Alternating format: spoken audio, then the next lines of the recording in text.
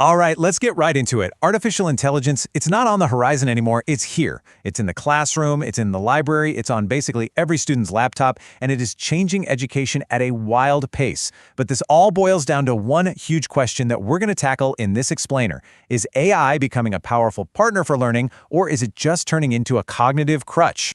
And this is happening right now, not in the future. A jaw-dropping 86% of students around the world are already using AI for their schoolwork. Just think about that for a second. That's nearly 9 out of every 10 students. For them, AI is already a normal part of their academic life. And if you zoom in on higher education, it's even more common. As of 2025, an incredible 92% of university students in the UK are using these tools. It's basically become as essential as a textbook or a laptop ever was. And you better believe there's a massive financial engine pushing all of this forward. The market for AI in education is projected to soar past $112 billion by 2034. So we're not just talking about a change in study habits, this is a huge economic shift. So where are we seeing the biggest impact? Well, check out this jump. In just a single year, the use of generative AI for university assignments absolutely skyrocketed, from 53% all the way up to 88%. This isn't just a gradual increase, folks. This is an explosion, and it's completely changing how students are tackling their most important work. And it's not just about one single tool. Yeah, ChatGPT is the big one. 2/3 of students are using it. But you've got to look at the whole ecosystem. Tools like Grammarly and Microsoft Copilot, they've become the new digital backpack for the modern student. Now, to really get the debate that's swirling around this, we need to understand a key idea: cognitive offloading.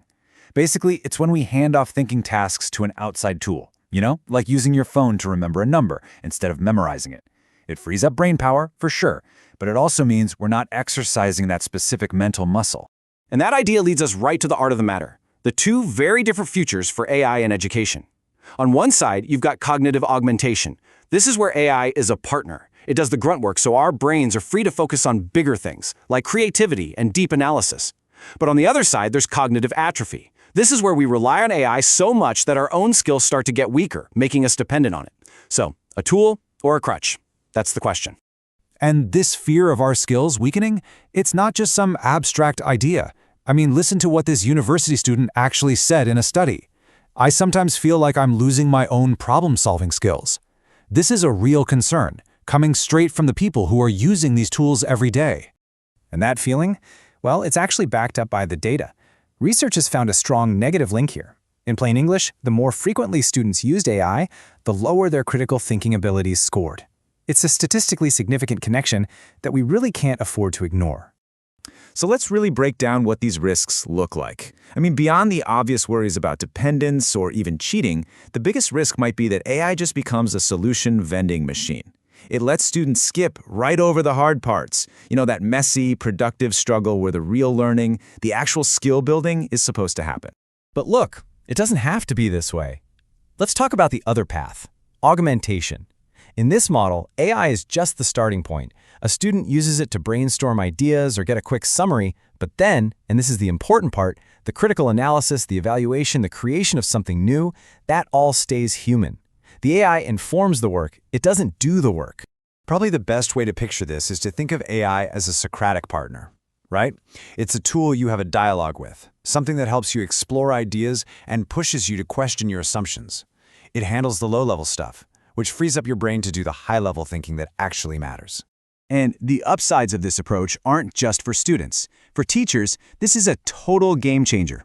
On average, educators who use AI tools are saving 6 weeks of time per school year. 6 weeks!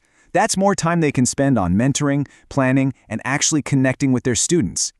And because of that potential, teachers are, by and large, really optimistic about the future here. A huge 88% of them believe that knowing how to use generative AI is going to have a positive impact on their students' careers down the road. They see the writing on the wall. They need to prepare kids for a world where AI is everywhere. Okay, but here's the twist. Despite all that long-term optimism, just look at how they feel about AI in the classroom right now. Only 6% of K-12 teachers think it's doing more good than harm. The vast majority are either totally unsure or they think it's actively harmful.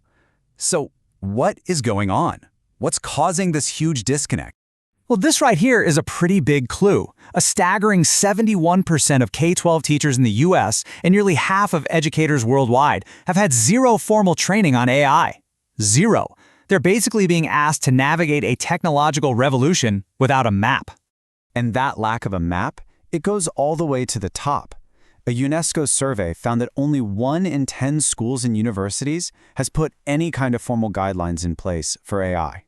There's just this massive vacuum of strategy and support.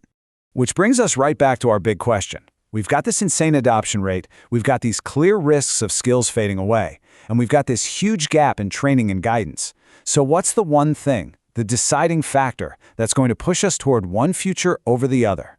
The answer isn't in the technology itself. It's in the pedagogy. It's in how we teach. At the end of the day, the impact of AI is going to be determined by our choices. It means we have to redesign assignments so they test critical thinking, not just the ability to copy and paste. It means teaching students how to think about these tools and how to use them smartly and critically. This quote from the research just hits the nail on the head. The same exact technology can be used to build skills up or let them waste away. Which path we go down depends entirely on the teaching strategies we build around it. It puts the responsibility right back on us, the humans in the loop. So that leaves us with this final crucial question to think about.